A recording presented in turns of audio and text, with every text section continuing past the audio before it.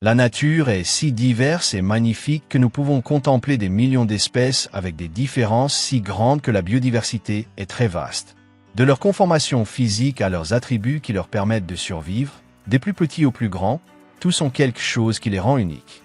Mais il existe des schémas qui se répètent. Même si deux espèces sont complètement différentes, elles peuvent avoir une apparence similaire. Il existe de nombreux cas. L'un d'eux est un petit mammifère qui, à le voir, ressemble à une souris, par sa conformation, sa taille et la présence d'une queue allongée et glabre. Mais il est très loin d'être un rongeur et bien plus proche des éléphants, ce qui est très contradictoire, mais c'est ainsi. Ce sont les musaraignes, et cette fois nous allons voir la musaraigne éléphant de Peters. Commençons donc, et si vous n'êtes pas encore abonné, abonnez-vous et activez la cloche. Ainsi vous serez au courant des nouvelles vidéos et des animaux que vous n'avez sûrement jamais connus. Ces mammifères sont endémiques d'Afrique, mais on ne les trouve qu'en Tanzanie, pays situé à l'ouest du continent dans sa partie centrale.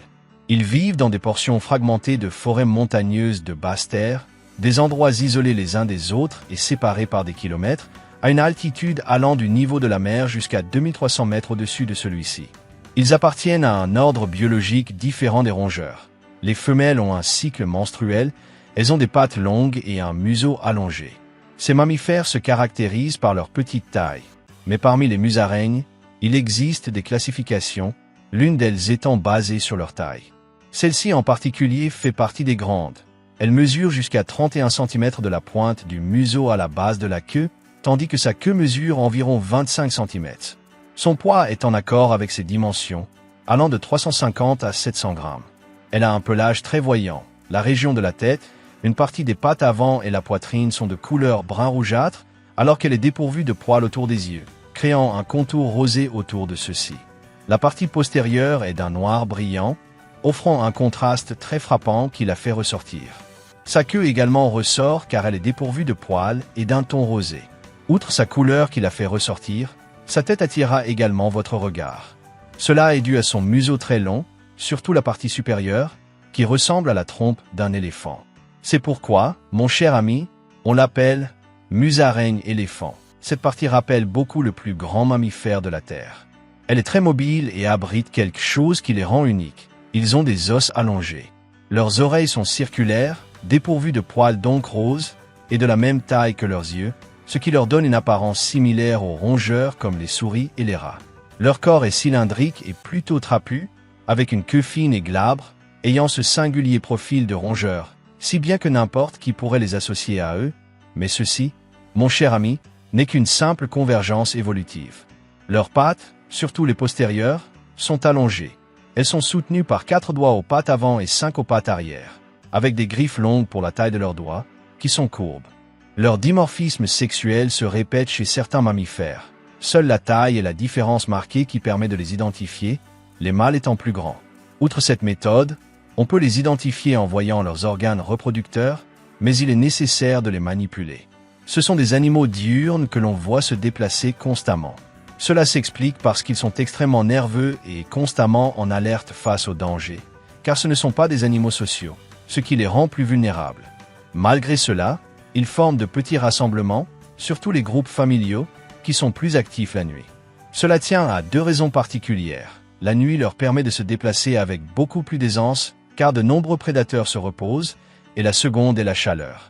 C'est une région où la température augmente pendant une grande partie de la journée tout au long de l'année, mais la nuit elle descend et devient beaucoup plus tolérable. Cela ne signifie pas qu'ils n'ont pas d'activité le jour, mais elle est moindre car ils passent le plus clair de leur temps dans un nid de litière au sol de la forêt à se cacher. Ils peuvent être territoriaux, surtout les mâles envers d'autres mâles. Ils présentent des domaines vitaux qui peuvent chevaucher ceux de leurs voisins.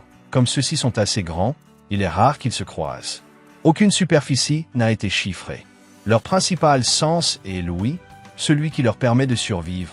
Bien qu'ils ne communiquent pas fréquemment, leurs oreilles servent davantage à détecter les perturbations extérieures. Leur odorat est également très optimisé car il leur sert à trouver leur nourriture et à détecter les marques d'autres congénères. Lorsqu'ils se rencontrent, ils peuvent émettre des résonances en frappant le sol avec leurs pattes arrière, afin d'intimider. La vue est aussi importante, même s'ils produisent rarement des sons.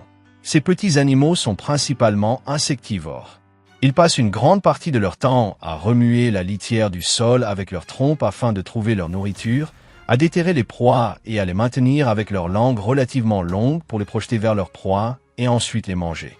Leurs proies principales sont les fourmis et les termites, mais tous les invertébrés de plus petite taille sont potentiellement leur nourriture. Vers de terre, arachnides et autres.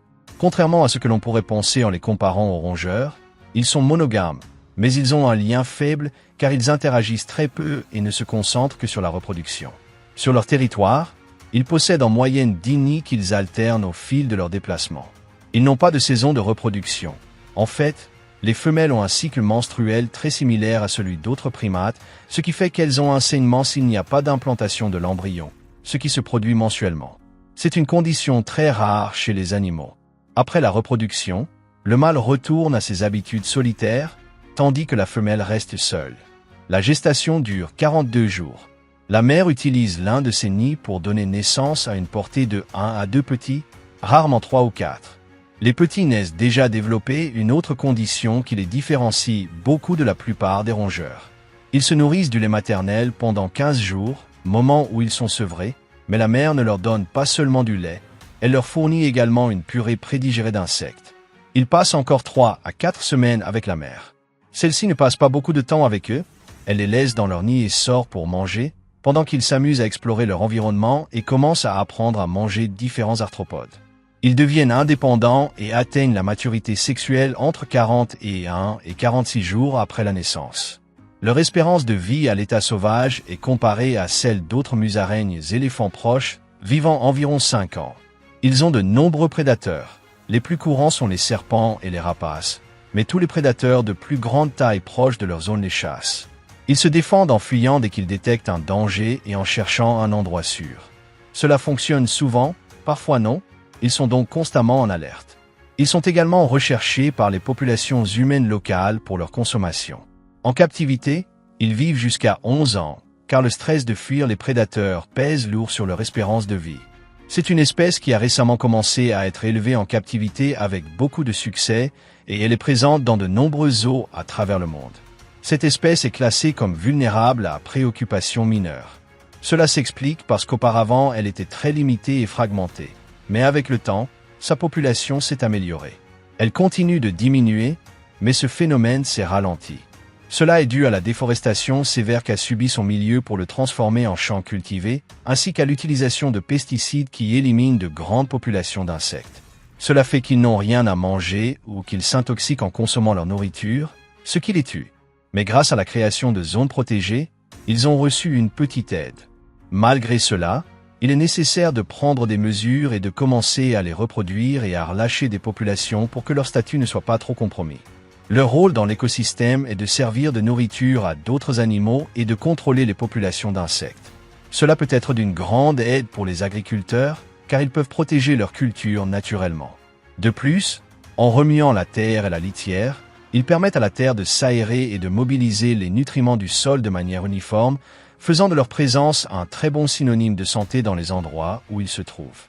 Un animal dont la morphologie ressemble beaucoup à celle des rongeurs, mais qui en est très éloigné. De petits animaux dont le travail aide énormément leur écosystème et que beaucoup ignorent en raison de leur petite taille. Un exemple de plus que sur cette planète, la biodiversité est si variable qu'elle en devient merveilleuse. C'est la musaraigne éléphant de Peters.